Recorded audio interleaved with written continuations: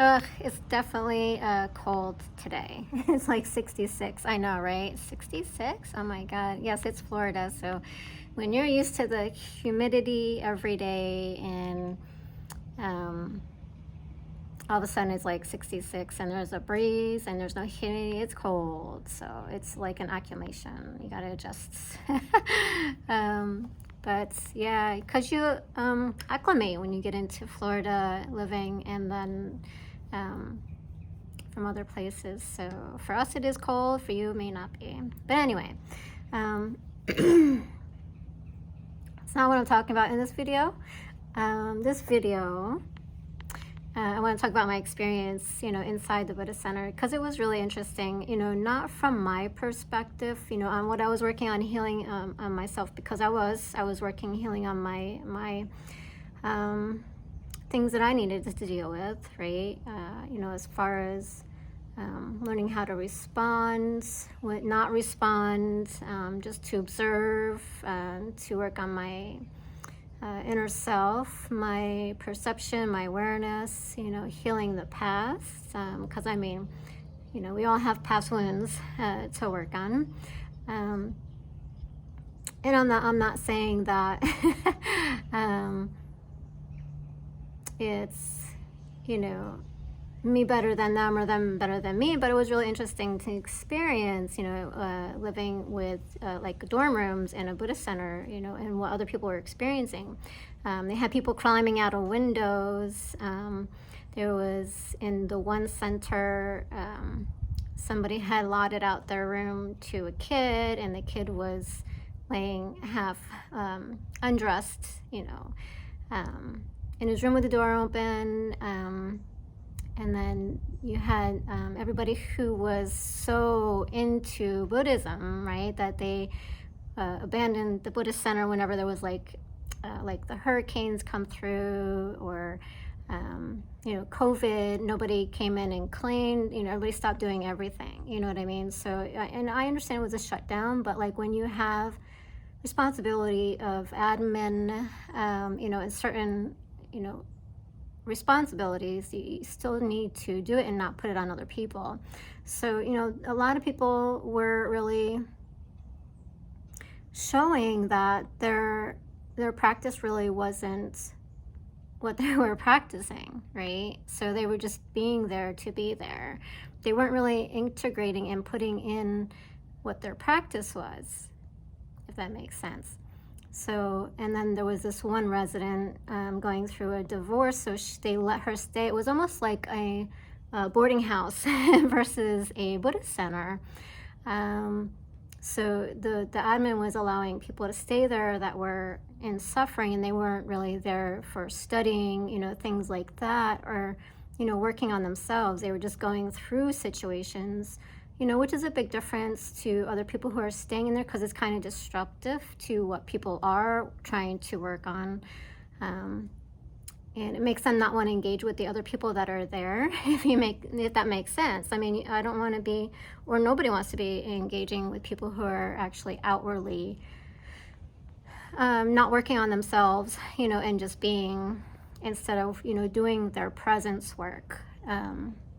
And being an observer and things like that, meditating and putting the teachings into practice. So they were just there utilizing the space. Like this one that was going through the divorce, she was always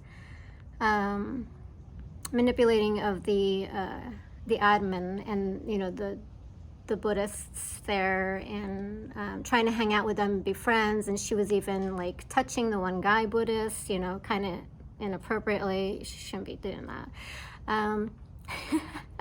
because she would say, oh, I have dreams about hanging out with a Buddhist, and it was more like this ego thing versus like practice.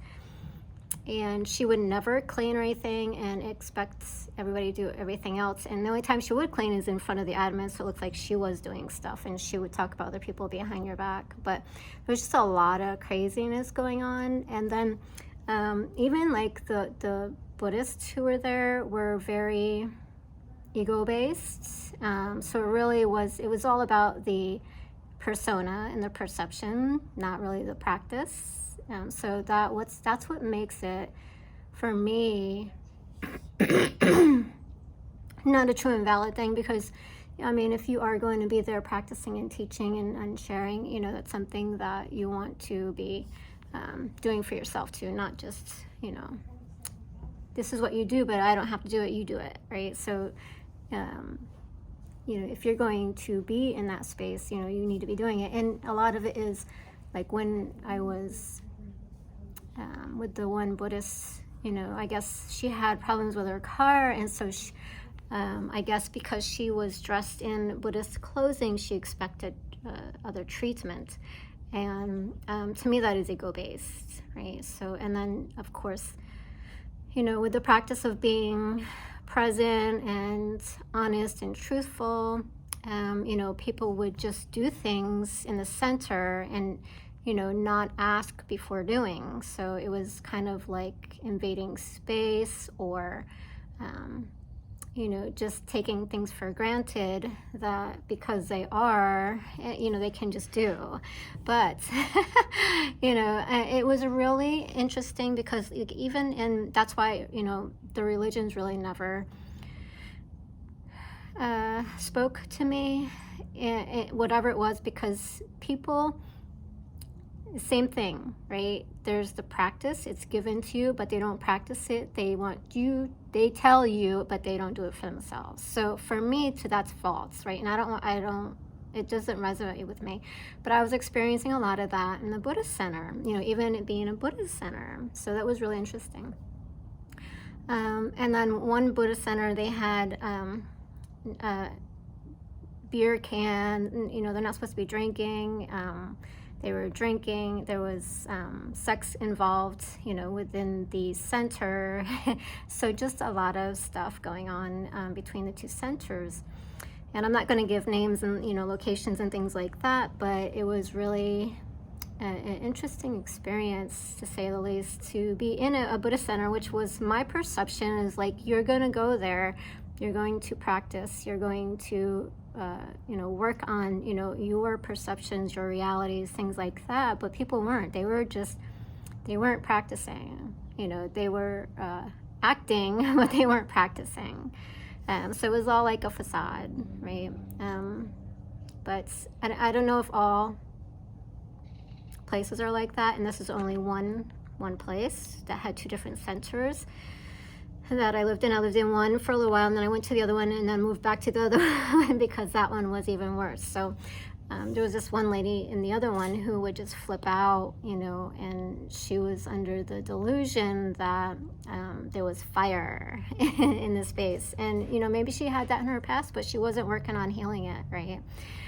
So she would make life miserable for other people. So, you know, when you're really going into that, it's not about teaching others, and you know, just because you're wearing a robe in Buddhist tradition, or any tradition, you're not any better than anybody else. If you're not practicing and you're not doing your own work, and you're just, you know, mimicking, you know, and I'm a Buddhist, and, you know, blah blah blah.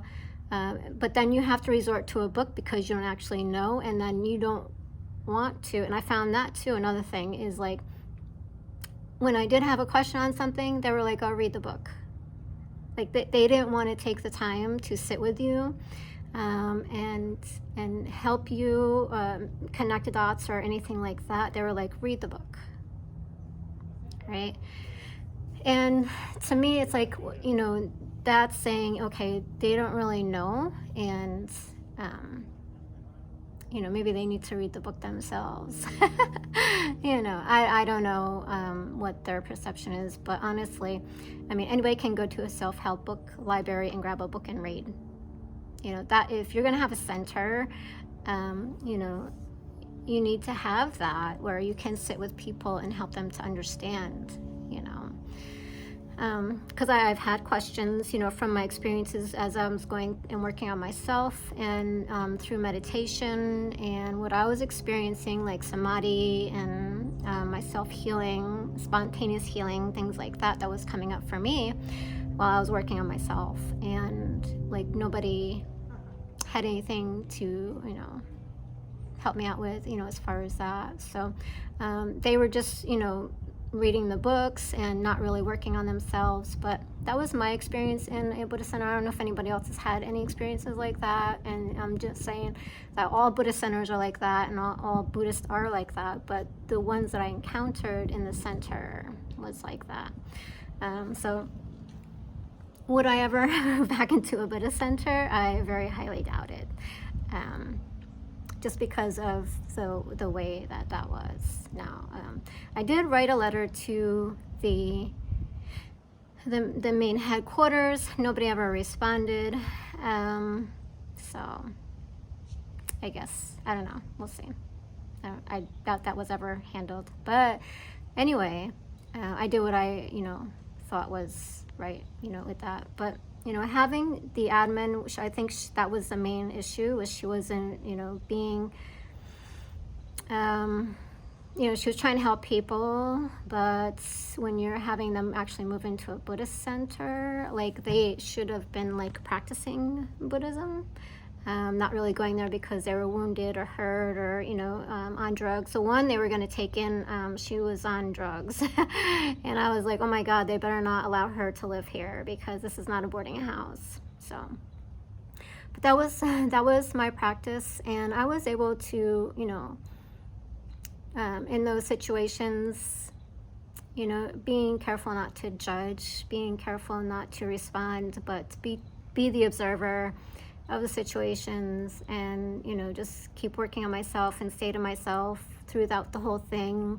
And it came to the point where I was kind of just over picking up everybody else's slack, because after the hurricanes and things like that, I was the one who had cleaned up the yard, things like that, and everybody else had abandoned the center, so I really got tired of all that, and I was like, okay, I'm just ready to move out, universe, so just help me shift out of here. And that's kind of, it kind of evolved, and I ended up finding a job and getting out of there. But yeah, that was my experience at a Buddhist center. I don't know if anybody's had other experiences like that, or what your experiences was, but if you have lived in a Buddhist center, and please share your experience below.